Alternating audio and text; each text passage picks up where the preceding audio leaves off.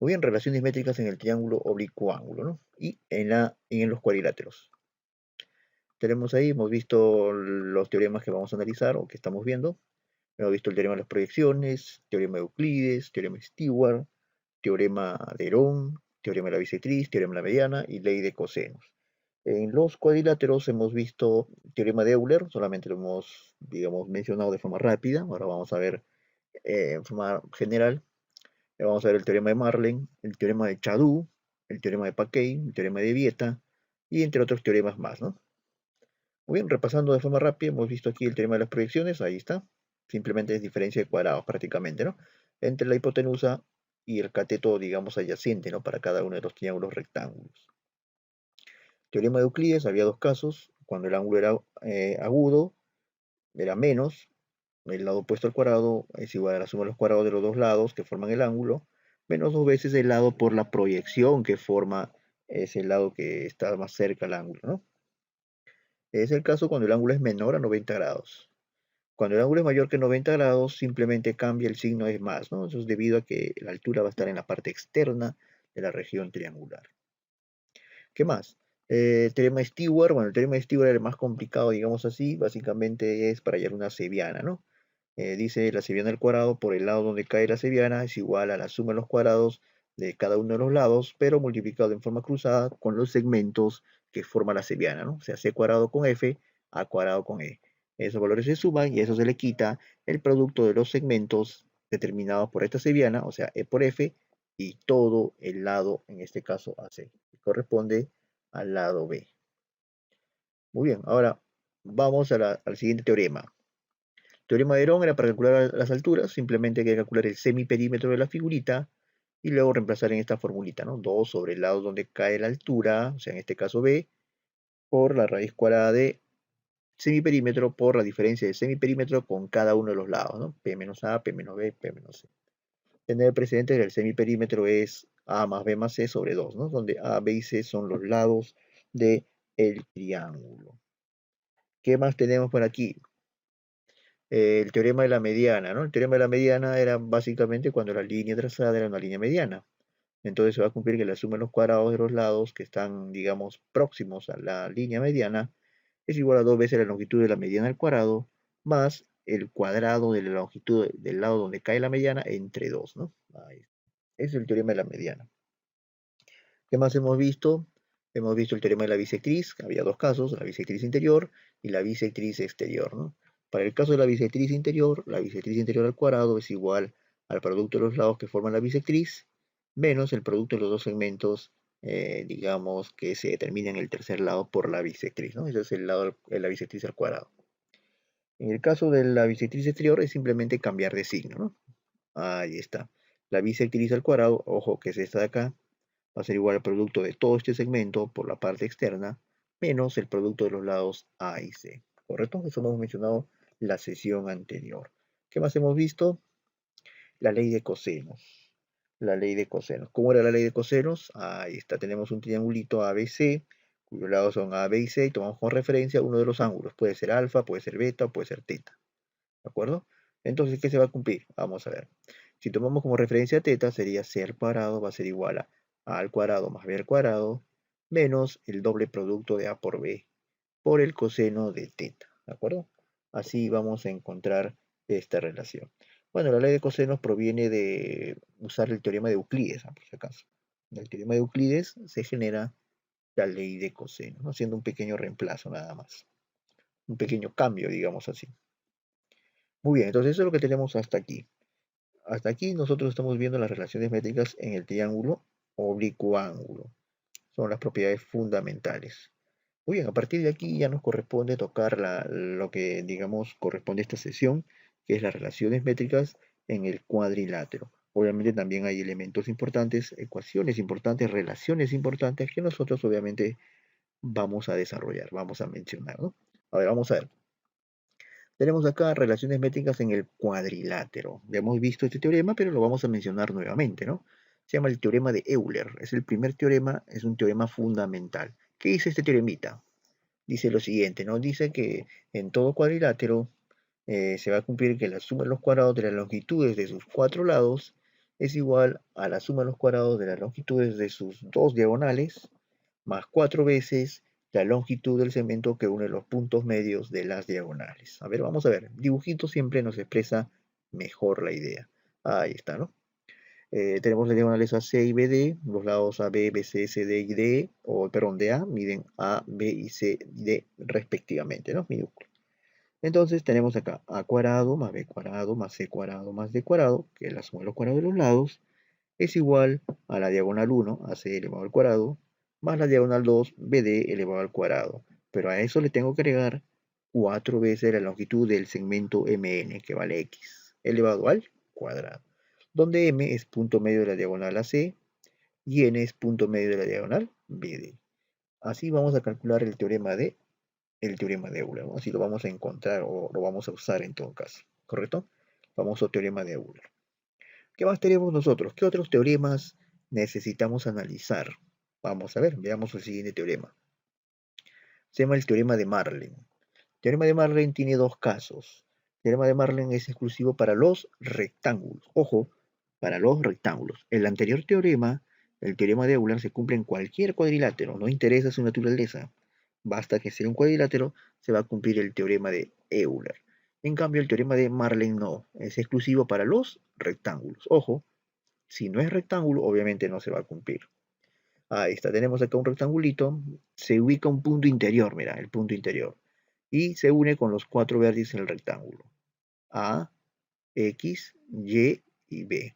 Dice el teorema, dice que la suma de los cuadrados de la distancia de este puntito hacia los vértices opuestos, o sea, por ejemplo, estos dos, o sea, A cuadrado más B cuadrado, es igual a la suma de los otros dos elevados al cuadrado, ¿no? X al cuadrado más Y al cuadrado.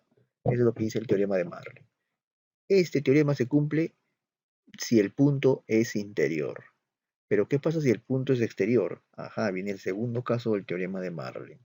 ¿Qué dice el teorema de Marley? Tengo un rectángulo y ubico esta vez un punto exterior, el punto P. Entonces uno P con A, P con B, P con D y P con C. Segmentos X, M, Y y N. ¿Qué dice el teorema? Algo parecido, semejante, ¿no? M al cuadrado más N al cuadrado es igual a X al cuadrado más Y al cuadrado. Esto es lo que nos dice o nos plantea el teorema de Marlen. Ahí está, ¿no? Pero ojo, repito, es exclusivo para los triángulos, perdón, para los cuadriláteros que son rectángulos. No es para cualquier cuadrilátero. Solo se va a cumplir en rectángulos, ¿de acuerdo? Solo en rectángulos se cumple el teorema de Marlen. Entonces esto vamos teniendo acá segundo teoremita. Vamos avanzando, a ver. Vamos al tercer teoremita. Este teorema es importante. Se llama el teorema de Chadú. ¿Qué dice este teorema, no? Bueno, este teorema también se cumple solo en ciertas situaciones. A ver, vamos a ver. Nos dice lo siguiente. En todo cuadrilátero inscrito o inscriptible, tal que tres vértices son los vértices de un triángulo equilátero, entonces la distancia del cuarto vértice al vértice más alejado es igual a la suma de distancias de este vértice, o sea, del cuarto vértice, hacia los otros dos vértices. A ver, ¿cómo es eso? Como que no se entiende muy bien, parece, ¿no? Entonces vamos a ver un grafiquito, ahí vamos a entenderlo mejor. Ahí está, mira, tenemos acá una circunferencia y en ella se dibuja el cuadrilátero ABCD, o en este caso ABPC. Entonces, obviamente, si sus cuatro vértices pasan por la circunferencia, se llama cuadrilátero inscrito. En este caso es inscrito porque está dibujada la circunferencia, ¿no? Si no estuviera dibujada la circunferencia, de repente podría ser inscriptible. Muy bien, ¿los lados quiénes son? Los lados son AB, longitud L, BC, longitud B, PC, longitud A y CA, longitud L. Pero hay una condición. El segmento BC también tiene una longitud L y el segmento PA una longitud C.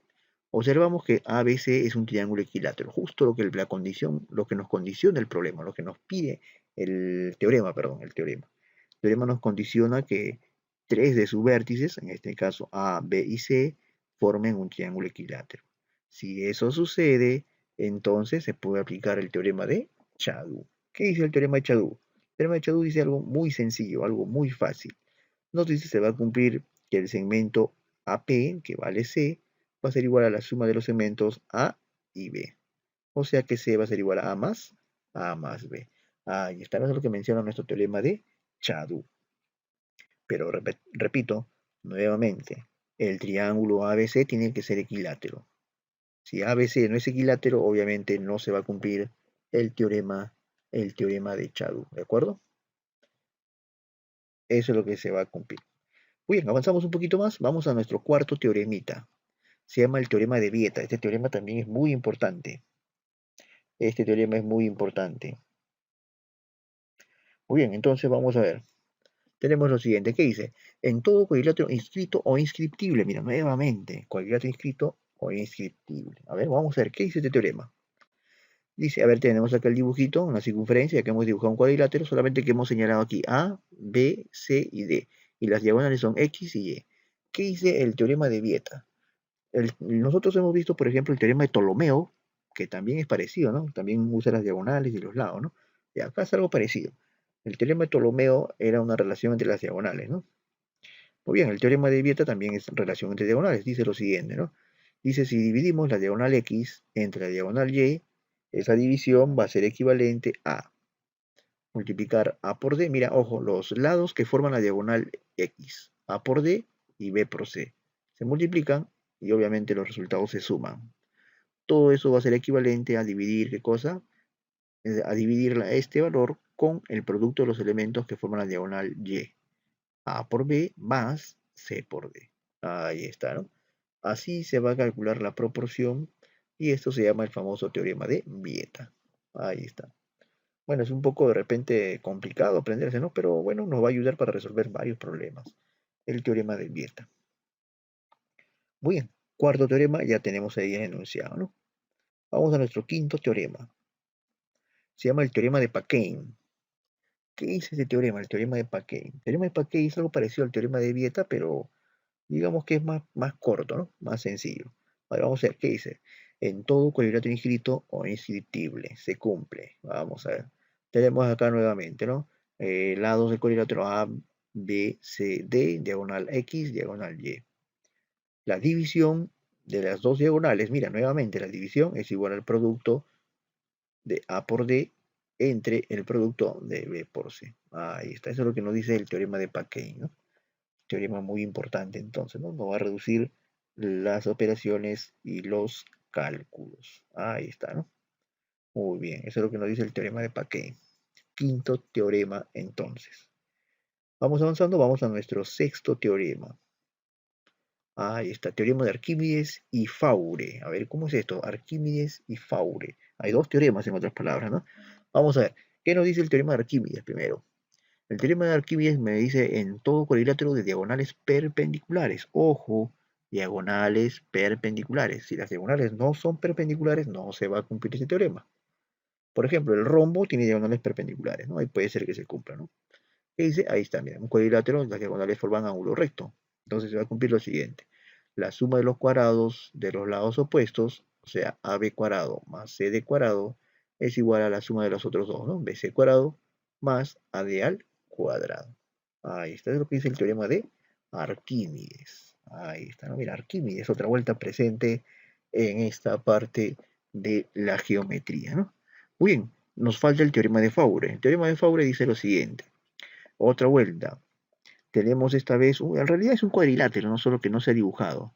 La diferencia es que el cuadrilátero tiene que estar inscrito en una circunferencia, así como el que está acá, ¿no? Solo que no se ha trazado estos dos vértices, o mejor dicho, los vértices no se han unido, simplemente se está diciendo que las diagonales, así como él, forman un ángulo recto.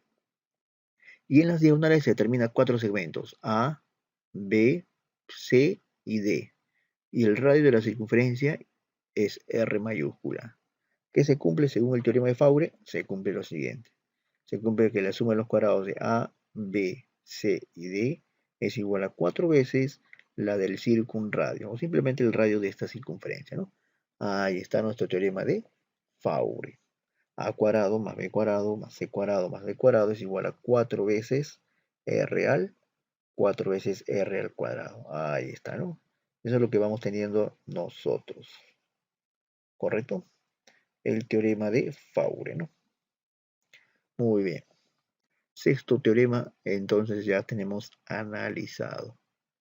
Bien, avanzamos. A ver, vamos a la preguntita Vamos al primer ejemplito, a ver. Dice, se tiene un triángulo ABC tal que AB es 8, BC es 13 y AC es 15. Ahí la medida del ángulo BAC. Veamos, solución. Paso número 1, graficar. Es el primer paso. ¿Por qué vamos a graficar? Porque obviamente no podemos hacer o aplicar algún teorema si no tenemos una referencia de qué trata la pregunta, ¿no? A ver, nos dice, un triángulo ABC tal que AB mide 8, BC mide 13 y AC mide 15. Entonces, mi primer paso va a ser hacer un gráfico donde yo voy a colocar los datos del ejercicio. ¿Ya? A ver, graficamos. Ahí está. Vértice A, vértice B, vértice C. El lado AB es 8, el lado BC es 13 y el lado AC es 15. Nos piden calcule usted la medida del ángulo BAC. BAC, alfa. ¿Cuánto vale alfa? No sabemos. Muy bien, entonces vamos a aprovechar lo siguiente. Vamos a trazar acá una pequeña alturita. Un alumno puede decir, profe, ¿por qué trazo una altura? Bueno, estoy trazando una altura para usar uno de los primeros teoremas que hemos visto. Y se va a llamar el teorema de Euclides. Ahí está, ¿no? Vamos a aplicar el teorema de Euclides.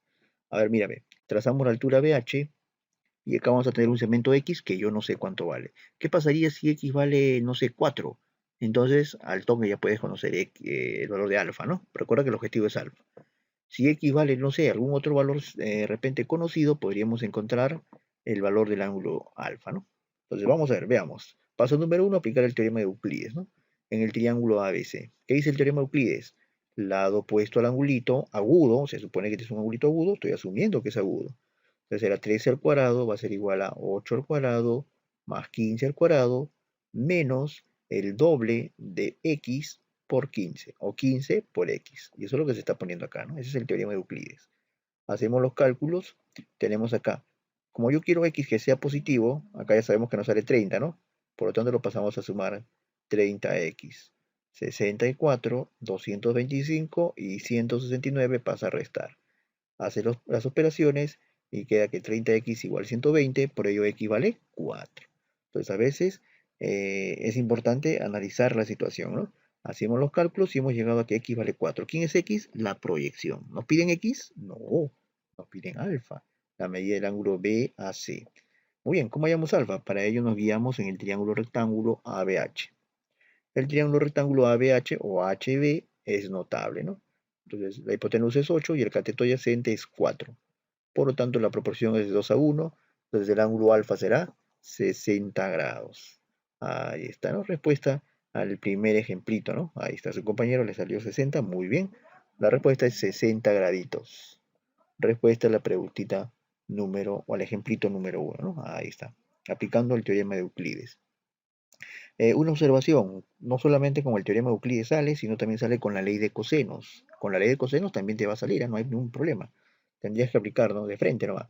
El lado 13 al cuadrado va a ser igual a 8 al cuadrado más 15 al cuadrado, menos el doble producto de 8 por 15 por el coseno de alfa, ¿no? Pero ahí te va a salir en función al coseno.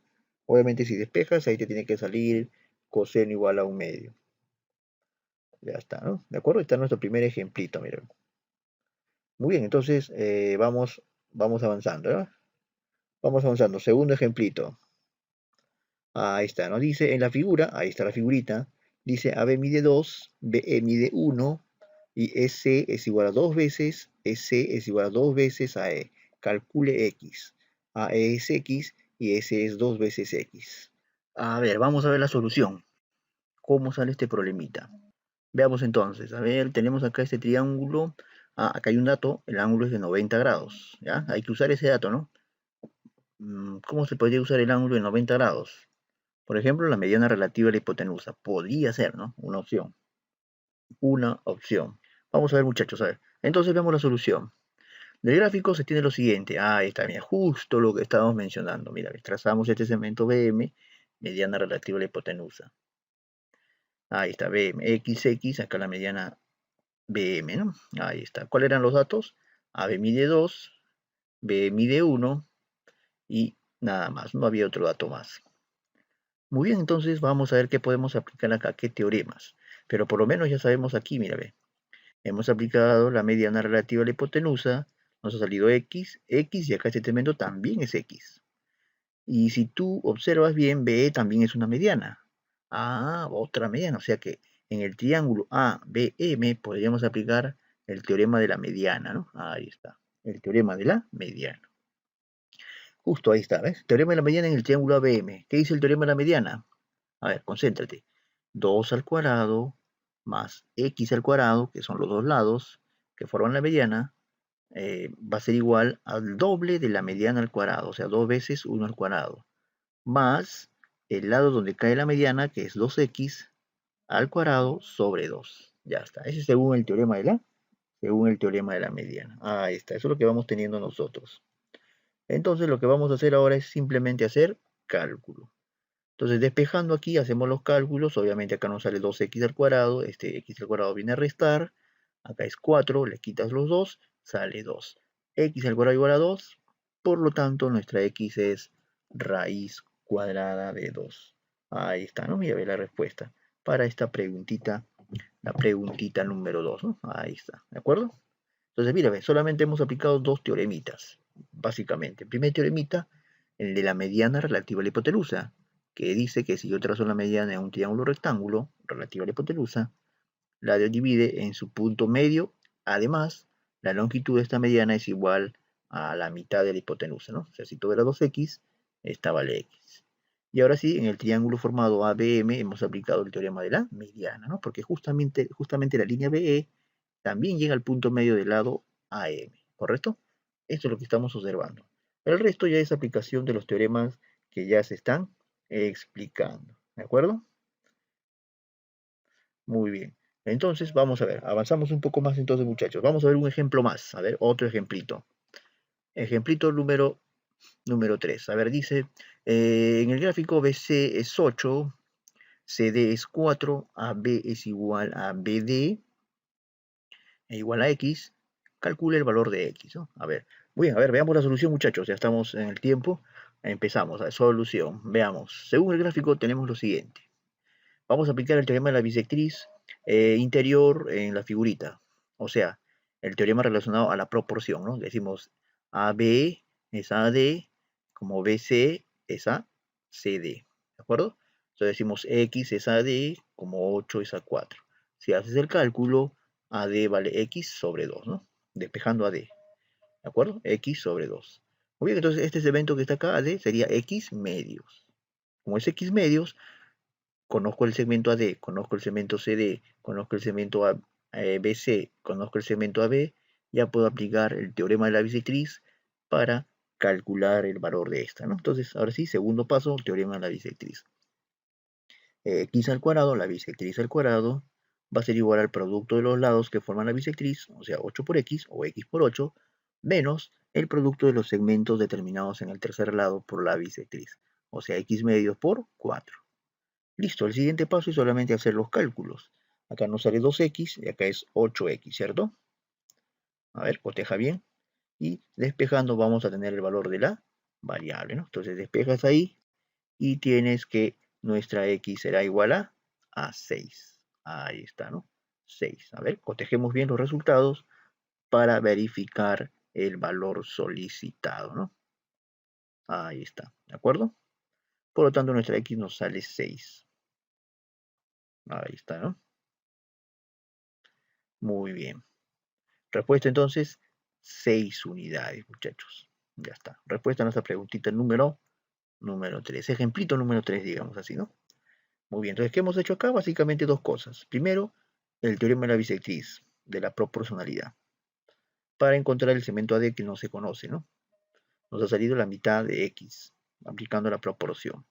Luego aplicamos el teorema de la bisectriz para el cálculo de la longitud, para la relación métrica, en otras palabras, ¿no? Es otro teorema. X al cuadrado va a ser igual a 8 por X menos 4 por L, o sea, 4 por X medios. Haciendo los cálculos nos sale X igual a 6. Ahí está nuestro ejemplo 3. Vamos a nuestro ejemplo 4. A ver, avancemos a nuestro cuarto ejemplito. A ver, dice, los lados de un triángulo miden 7, 9 y 14. Hay la longitud de su menor mediana. ¿Cuánto valdrá la longitud de la menor mediana? Ahí está. Entonces la lógica te dice que tienes que aplicar el teorema de la mediana, ¿no? Vamos a ver. Dice, los lados de un triángulo miden 7, 9 y 14. Hay la longitud de la menor mediana. Ya, primero hay que considerar que un triángulo tiene 3 medianas, ¿de acuerdo? Tiene 3 medianas.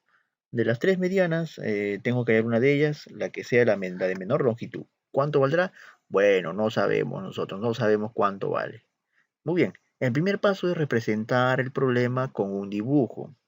Ese es uno. Segundo, aplicar un truco. El truco dice lo siguiente. La menor mediana va a ser aquella que llegue hacia el mayor lado, o sea, lo contrario. La mayor mediana va a ser aquella que llegue hacia el menor lado. ¿De acuerdo? Ese es el truco, ¿ah? Lo mismo va a suceder para las alturas. Lo mismo va a suceder para las bisectrices, ¿ya? Ese truquito lo vamos a aplicar. Hoy vamos a graficar. Ahí está. La menor mediana va a ser aquella que llegue hacia el mayor lado, o sea, al lado de 14. Y listo. Entonces acá está mi dibujito. Este ladito vale 7, este otro vale 9, todo esto vale 14. Como esta es la menor mediana, entonces acá va a ser 7 y acá va a ser 7. Entonces ahora sí ya tienes todos los datos, lo único que tienes que hacer es aplicar el teorema de la mediana, así es, al toque. Número 1 dice la menor mediana relativa al mayor lado, ahí está, ¿no? Esa es la propiedad. Segundo, el teorema de la mediana. 7 al cuadrado más 9 al cuadrado va a ser igual a 2 veces x al cuadrado más todo 14 elevado al cuadrado sobre 2. Hacemos los cálculos. 49, 81, 2x al cuadrado, 196 entre 2, 98. Acá sumamos, nos sale 130, 98 pasa a restar, queda 32 es igual a 2x cuadrado. Mitad, mitad, x cuadrado es igual a 16, por lo tanto, nuestra x será 4 unidades, ¿no? Ahí está, muy bien. Ahí está, su compañero les había salido 4 también, ¿no? Muy bien, muchachos, 4 unidades será la respuesta para esta preguntita, ¿de acuerdo? Muy bien, ahí está, ¿no? 4 unidades. Muy bien, entonces, ¿qué hemos hecho en esta preguntita? Primer paso, hacer un dibujito referencial. Ese es el primer paso. Obviamente, cuando yo hago un dibujo, más o menos se debería aproximar a la realidad, pues, ¿no? Obviamente, si este lado es el más pequeño, no le voy a poner 14, ¿no? La lógica es que sea 7. Luego el 9, y obviamente 14 es el que le corresponde mayor tamaño, longitud referida, ¿de acuerdo? Eso es lo que más o menos hay que tener presente. Luego nos dicen la longitud de la menor mediana. Ah, ya, aplicamos la propiedad que dice la menor mediana llegará al mayor lado, ¿de acuerdo? Si te hubiesen pedido la mayor mediana, sería la que llega hacia el menor lado, o sea, la que trazaríamos desde esta esquina, ¿no? O de ese vértice hacia este lado. Y el siguiente paso es aplicar el teorema de la mediana, ¿no? Ahí está. Primera mediana al cuadrado, o perdón, primer lado al cuadrado más segundo lado al cuadrado es igual a 2 veces la mediana al cuadrado más la mitad del cuadrado del tercer lado, ¿no? Eso es lo que tenemos que tener presente, ¿de acuerdo? Muy bien, vamos a ver nuestro quinto ejemplito. Quinto ejemplito, muchachos. Vamos a ver.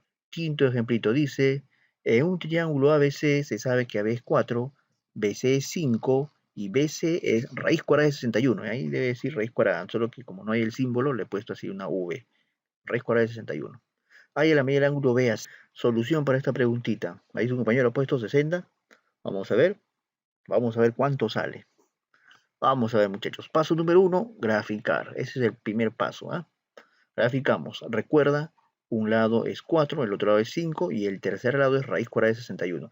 Raíz cuadrada de 61 más o menos es casi 8. Quiere decir que este lado BC es el más grande, ¿no? Entonces más o menos lo graficamos así. Acá está el ángulo X. ¿Cuánto vale X? No sabemos. Trazamos acá una alturita y este segmentito H es lo que necesito calcular. Ya no sabemos. ¿Ah? Bueno, ya he puesto el valor ahí porque ya lo he calculado. Pero vamos a ver cómo sería. Primero aplicamos el teorema de Euclides en el triángulo ABC, pero esta vez el segundo caso porque acá es hacia afuera. Entonces la raíz cuadrada de 61 al cuadrado va a ser igual a 5 al cuadrado más 4 al cuadrado más el doble de 5 por la longitud de AH, que no se sabe, ¿no? Esto acá no se sabe. Lo vamos a averiguar, ¿no? Efectuando acá 61, 25, 16. Acá sale 10 veces AH.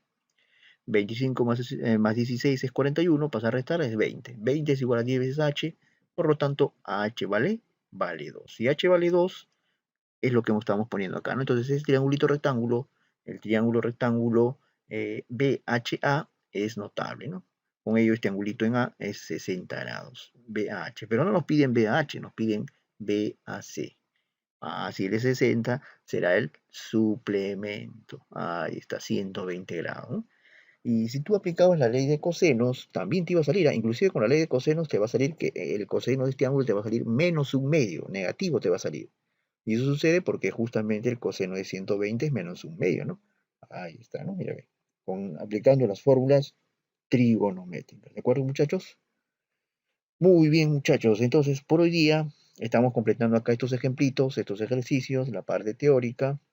Y obviamente ya para la próxima sesión vamos a ver la parte que tiene que ver con los problemas, ¿de acuerdo?